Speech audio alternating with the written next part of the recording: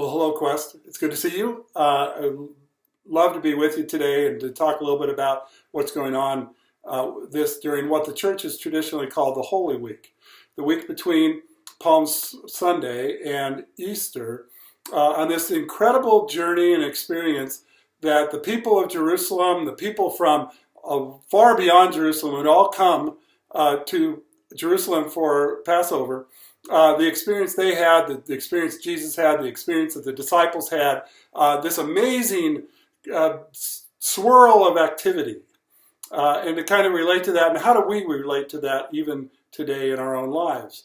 And so, and each of the days seem to have names for them. We have Good Friday, we have Maundy Thursday, which is today. We have Holy Wednesday is what some people have called it. And other names for each of these days, starting with Palm Sunday. So it's just this incredible thing. And over the years, my disappointment is sometimes we've turned it into just such religious activities. Make sure we have a name for this, a name for that, certain activities, certain things that happen. But if you all boil it down to its essentials, the reality of what we're dealing with is how are we going to relate not only to what happened in history, but what happens in the human soul. So here's what I mean by that, is we are going to observe and engage Good Friday tomorrow night.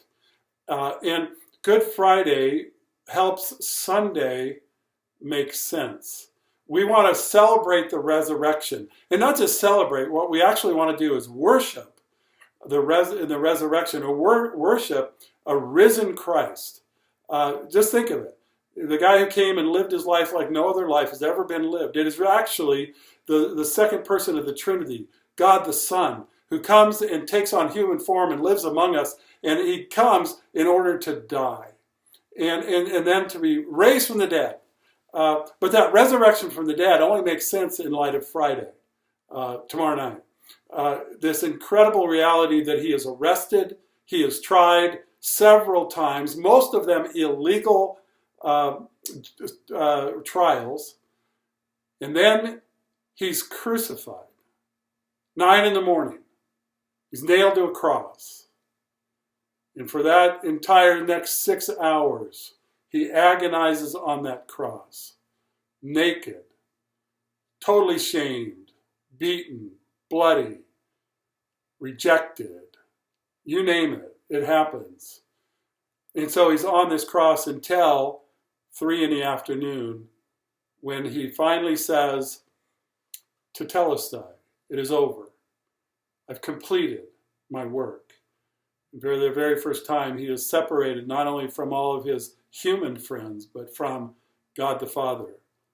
And he says, "Why have you forsaken me?"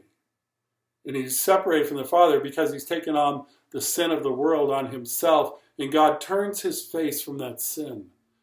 And Jesus dies the most horrible death, both on a human level, but on a divine level. Like it's hard for us to even imagine. The sadness and the defeat, the despair, is so thick that you could cut it with a knife. And then a whole weekend of sadness. And then came Sunday. There's an empty tomb. It's an incredible story. It's a beautiful story. But here's the deal, is it's not just a story, it's reality. For those of us who are believers, who say, I believe this really happened.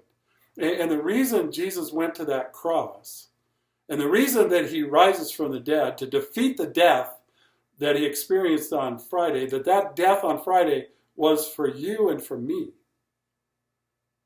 Because of our broken, sinful, rebellious, walk away, get involved in everything else, be in charge of our own life kind of attitudes.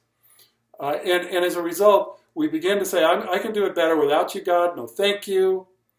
And yet we make such a mess of our lives and a mess of other people's lives. And somehow we begin to blame everybody else but ourselves. And God holds us responsible. And before him, I'm found guilty. So the amazing thing is this, is that in that guilt, God says, instead of just saying, it's your own fault, you're going to get what you deserve, see ya. He says, I'm going to send my son to die for you, to live among you, to teach you, to guide you, to relate to you, to love you. And then at the end of that, I'm going to die for you. Even if you don't appreciate it, even if you don't care, even if you ignore it, I'm still going to die for you. And I'm going to make my forgiveness, my presence available to you if you respond.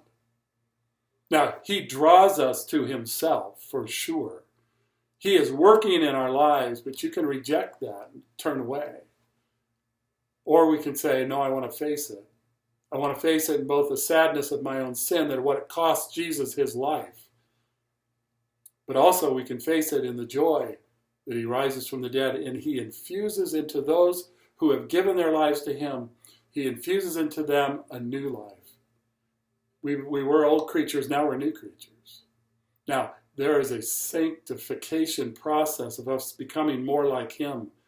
And that's a lifelong thing that we commit ourselves to when we come to Christ. But he fundamentally changes the trajectory of our lives when we come to know him. Now, I look forward to him coming back because he's coming back again, and he's going to come a little differently than he came the first time. Because the first time he came as a suffering servant. The next time he comes, he's going to come back as a conquering king. And he's going to have Lord of Lords and King of Kings written on his thighs, and it's going to be written in blood. And he's going to come as a conquering general of an army. And he's going to take over. You can see history beginning to unfold that way, can't you? But for now, we still anticipate that day. We live by faith. We live by faith in the sacrifice of Christ and his rising from the dead. So you guys, let's not make this a religious experience. Let's make this a soulish experience, a personal experience, a reality of us living in a relationship to the God who created us and the God who sustains us, and yes, the God who redeems us and the one who is coming back someday. Let's live in the reality of that and have it change our real lives, not just our religious lives. It's the whole thing, right? We commit ourselves to that. So, on this Holy Week, we encourage you, maybe tomorrow night, I don't know where you need to go or what you need to do, but maybe it's to be here with us here at Quest. And on Sunday morning, you may be all sorts of places. Or maybe it's here, or bring your friends, or bring your neighbors. Because we're not going to do religion, okay? We're just not going to do religion. What we're going to do is a relationship with a risen Jesus, okay? It's my only hope. It's our only hope. But it's an incredible hope, right? Okay. Love you guys. See you soon, okay?